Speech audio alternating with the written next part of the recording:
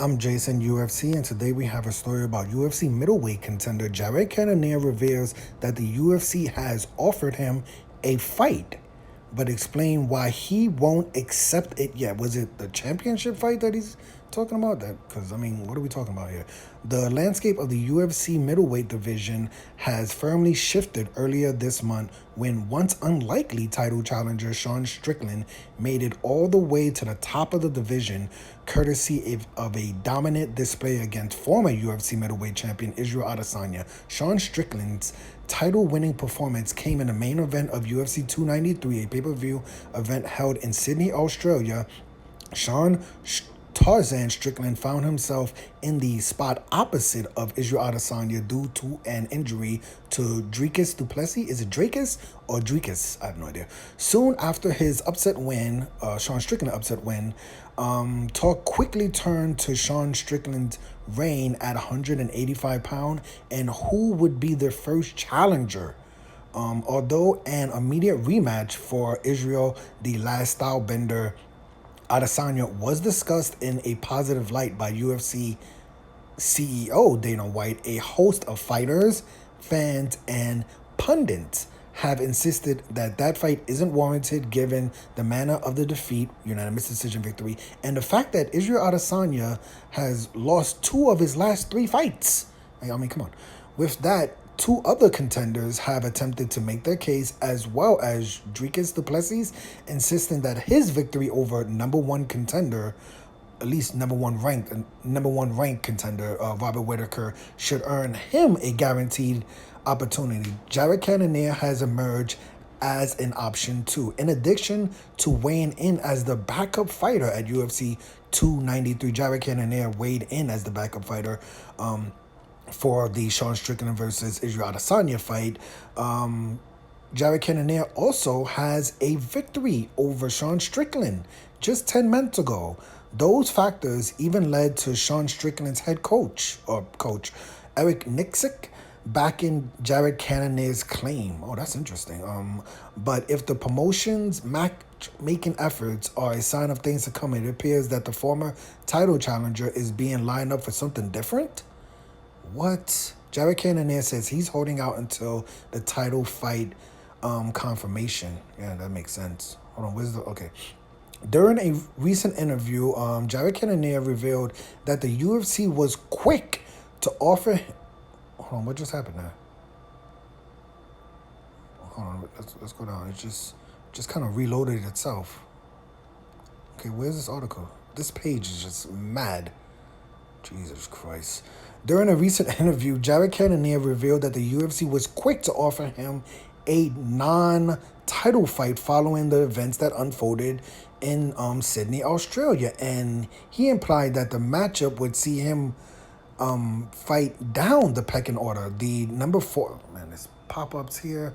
The number 4 ranked middleweight contender insisted that he won't wait should the UFC book Strickland's first title defense against someone else, but Cannonier also won't sign up on a dotted line until he knows for certain that a title championship opportunity isn't in the cards. Okay, hold on, here it goes.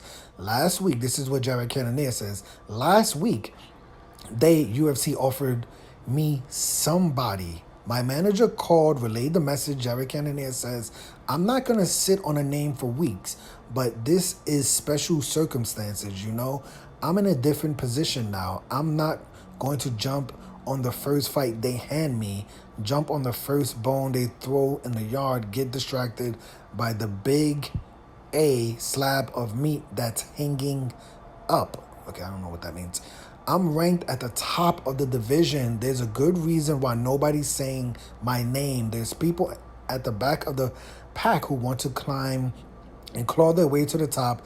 They don't know what they're in for, Jared Cannonier says. I ain't trying to look back at them. If they schedule a title fight tomorrow, then I ain't gonna be like, I gotta wait until the title fight. But if the title fight ain't scheduled, how many can you say ain't? There's like 15 ain'ts.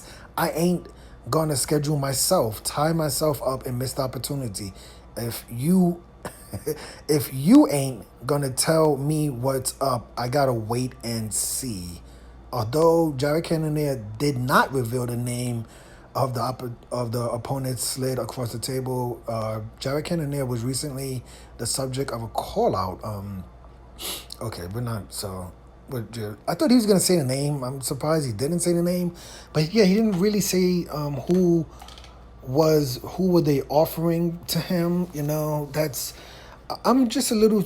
I don't understand this at all. Like, usually, if you are the backup fighter and you weigh in as the backup fighter, you probably are in line for the title fight. Like Kobe Covington, right? His last victory was over Jorge Masvidal last year, right? But he weighed in as the backup fighter for Kamar Usman versus Leon Edwards, and as soon as that fight was over, Dana White said that Kobe Covington is the next title challenger for Leon Edwards, right? So why would Jared Cannonier go make weight, right?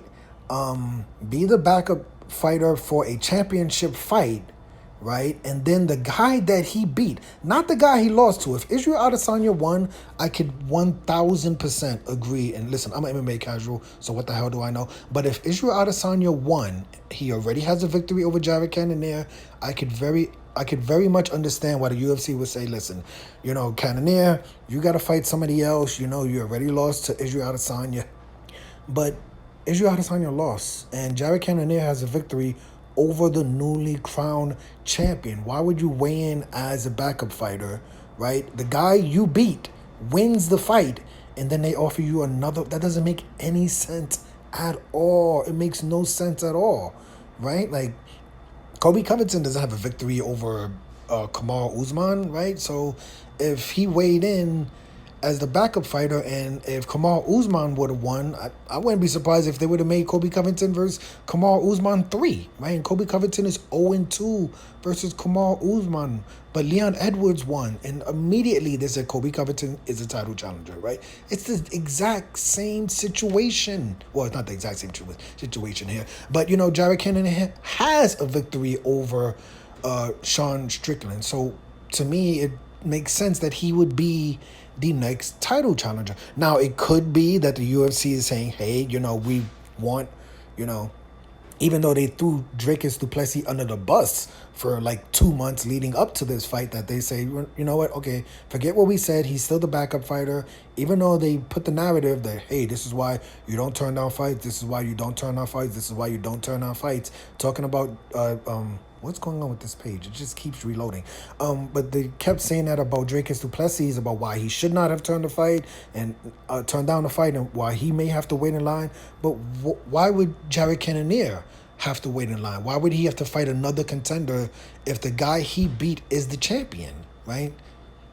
It doesn't make sense, right? So I don't know if it is Dricus du Plessis. I'm kind of fine with that. I think the UFC is kind of in a good situation. Jared Cannonier definitely has a argument as to why he's the number one contender. Dricus du Plessis, he also has an argument as to why he's the number one contender. But so those two are good options. As an MMA casual, I think the worst option would be UFC giving Israel Adesanya the rematch, right? Like, if they're saying, well, Jared Cannonier is not going to get the fight, he has to fight someone else, and Dricus du Plessis, he has to somehow fight someone else, and we're just going to make the rematch where Sean Strickland has to fight Israel Adesanya, even though it was a pretty dominant 4-1, 5-0 decision, unanimous decision victory. That would be my biggest problem. But like I said, I'm an MMA casual, so what the hell do I know? I personally think Sean Strickland versus Jared Cannonier makes sense. Sean Strickland versus Dricus du Plessis makes sense, right? But let me know your opinion of this story. I'm Jason, UFC. Today we had a story about UFC middleweight contender Jared Cannonier reveals that the UFC had offered him a fight, and it sounds like it wasn't. I'm assuming that it wasn't. I don't have to assume. The UFC did not offer Jared Cannonier the fight versus Sean Strickland for some unknown reason. They offered him a fight versus another contender, clearly. I don't know why, but hit the like button, hit the subscribe button, hit the $1 donation button, and please tune in to the next video on this channel. Thanks a million for watching.